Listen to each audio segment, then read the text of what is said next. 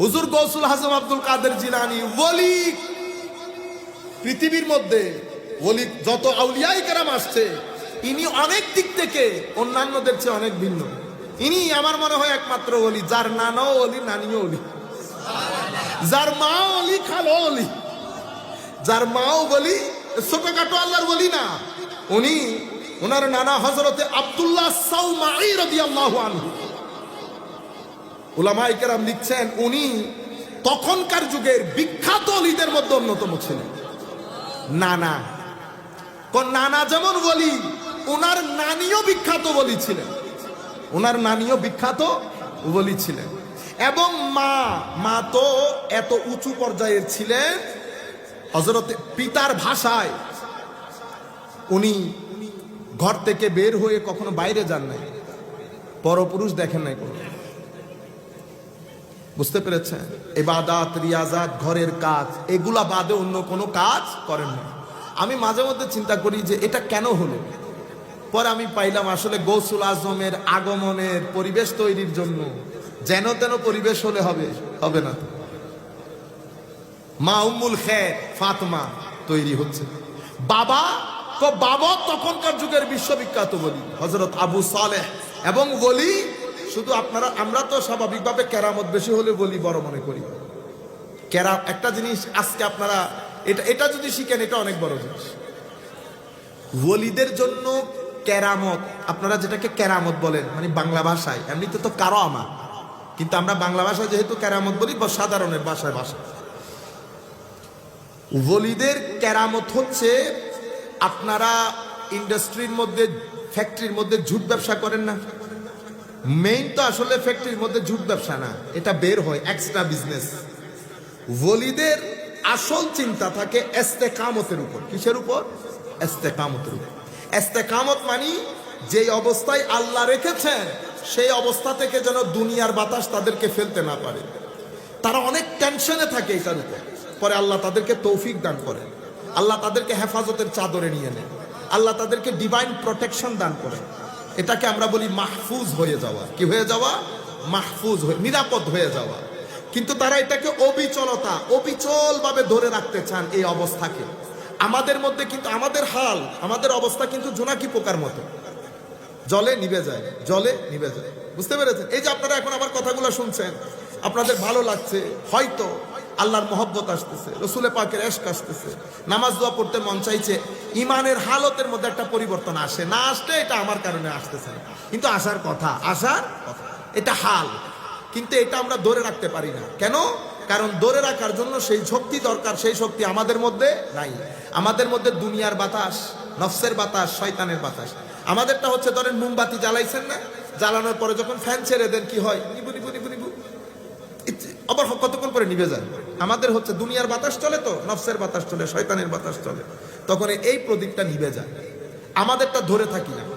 আল্লাহর ওলিরা কি করেন? এটাকে ধরে রাখতে চান, এটা যেন কোনো বাতাস দিয়ে না নিবে।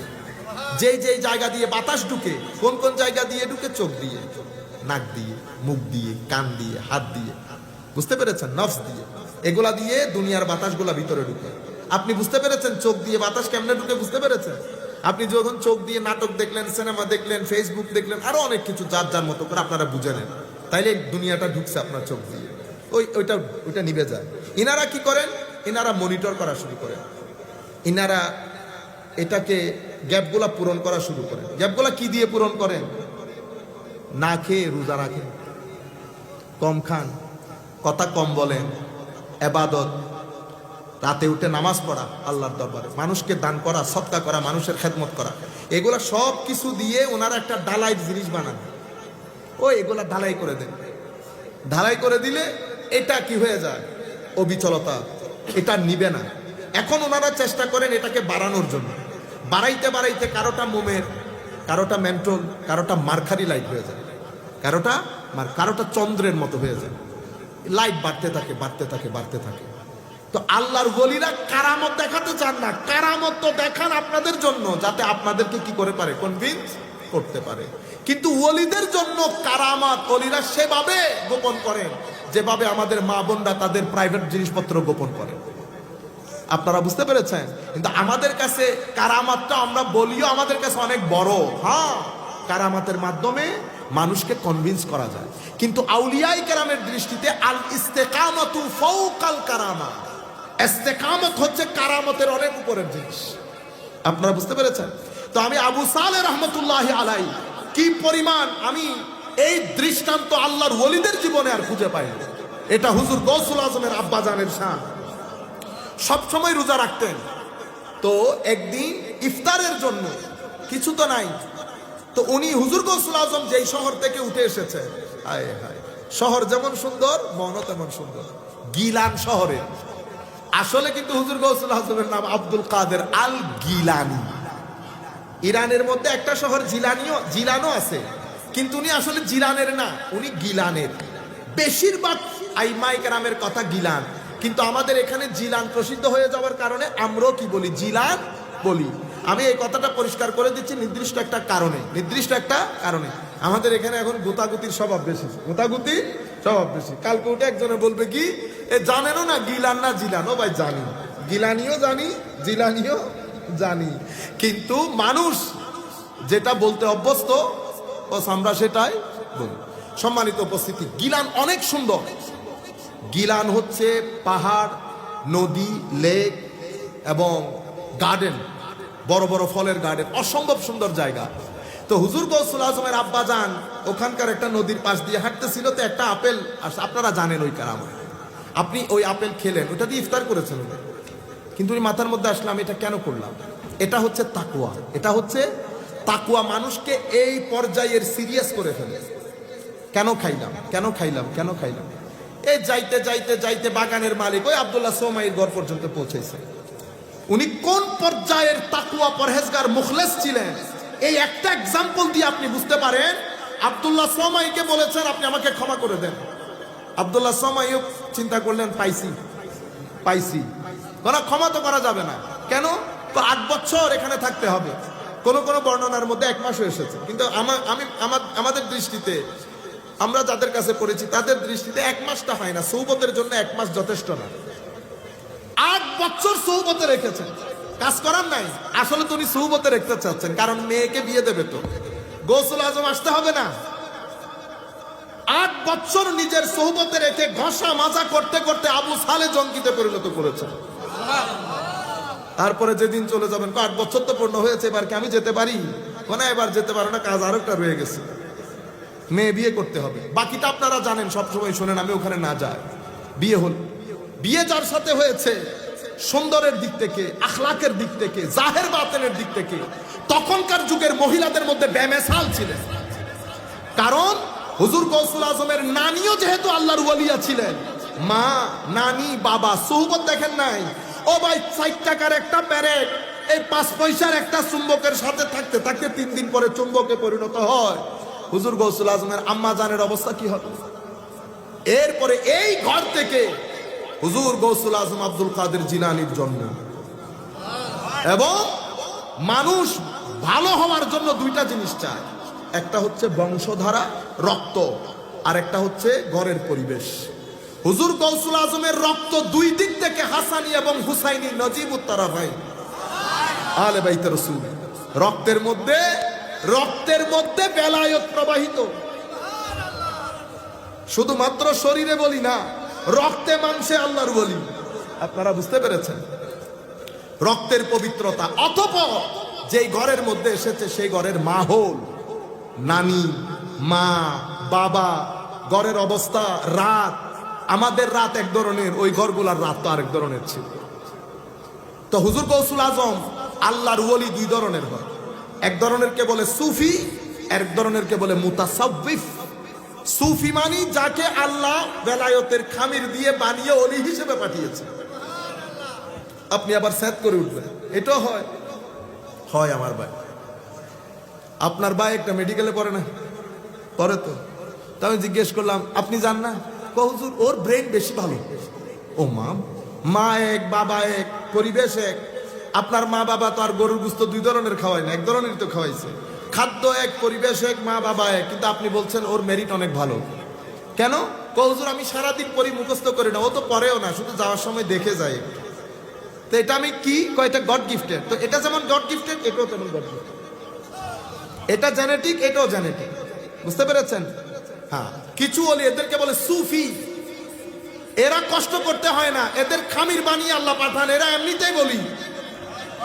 আর কিছু বলে মুতাসাউফিফ, আল্লাহু ইয়াজতাবি ইলাইহি মান ইয়াশা ওয়া ইয়াহদি ইলাইহি মান ইউনিব। কোরআনে পাকের মধ্যে আল্লাহ বলছেন আল্লাহু ইয়াজতাবি ইলাইহি মান ইয়াশা, যাকে ইচ্ছা আল্লাহ সিলেক্ট করে নেন। ওয়া ইয়াহদি ইলাইহি মান ইউনিব, আর যারা আল্লাহর দরবারে যেতে চান তাদেরকে আল্লাহ পছন্দ করলে তাদেরকেও টেনে নেন, তাদেরকেও টেনে নেন। আমরা যখন যাই আপনাদের কাছে, তো গেট হুজুর ঢুকে গেলে গেট বন্ধ করে দিও, গেট বন্ধ হয়ে গেছে। আবার আপনি গেটের মধ্যে একজনকে দাঁড় করাই দিচ্ছেন, কেন? তো দেখো মানুষ দেখলে 2-4 জন ঢুকাই, তো আপনি দেখে দেখে একজনকে টানিয়ে ঢুকাইতেছে। তো আল্লাহ কি করেন, কিছু ভিতরের আর কিছু বাইরে থেকে এমনি ভিতরে ঢুকায়। আল্লাহু ইয়াজতাবি ইলাইহি মান ইয়াশা ওয়া ইয়াহদি ইলাইহি মান ইউনিব। আর কিছু কষ্ট করে আল্লাহর ওলি। তো হুজুর গৌসুল আজম কষ্ট করে ওলি না, উনি এসেছেন ওলি হয়ে। যেভাবে মুজাদ্দিদ হয়ে আসেন, নবী এখানে এসে নবী হন না, নবী নবুয়ত নিয়ে আসেন। নবী তো আগ থেকেই নবী থাকেন। নবী এখানকার আবহাওয়া দিয়ে নবী হয় না, নবী তো ওখানকার আবহাওয়াই নবী। আপনারা বুঝতে পেরেছেন? সময় সাপেক্ষে হুজুর, আমি মাঝে মধ্যে আমার মাথা কাজ করে না। কিছুদিন আগে আমাদের এখানকার বড় জায়গা, বাংলাদেশের সর্বোচ্চ জায়গা, আল্লাহ পাকের মেহেরবানি আমরা এটার প্রপার জবাব দিয়েছি, এখনো পর্যন্ত কোনো রেসপন্স আসে না। 40 বছরের পর বলে নবী। ঈসা আলাইহিস ইসলাম দুল্লার মধ্যে নবী, ইয়াহইয়া আলাইহিস ইসলাম শিশু অবস্থায় নবী, আর যিনি ইমামুল মুরসালিন উনি 40 বছর ওয়েট করছেন নবী হওয়ার জন্য। এটা তো আপনি কোরআন হাদিস দেখতে হয় না, আপনার ব্রেনকে জিজ্ঞেস করলে হয়। বুঝতে পেরেছেন? তো হুজুর গৌসুল আজম আব্দুল কাদের জিলানী রাদিয়াল্লাহু তাআলা আনহু এখন ওলি হয়ে তো এসেছে, ঘরের মধ্যে মাহৌল পেয়েছে। একটা হচ্ছে আল বিয়াতুস সালেহা, সুন্দর পরিবেশ। এই পরিবেশে কোনো গালাগালি নেই, তু মে নাই। এখানে আদব আছে, তাকওয়া আছে, ইখলাস আছে, এখানে হক আছে, সিদক আছে, ইবাদত আছে। আমিও যদি আমার সন্তানকে ভালো কিছু করতে চাই, মাদের জন্য প্রথম ফরজ হচ্ছে ঘরের মাহৌলটাকে সুন্দর করা।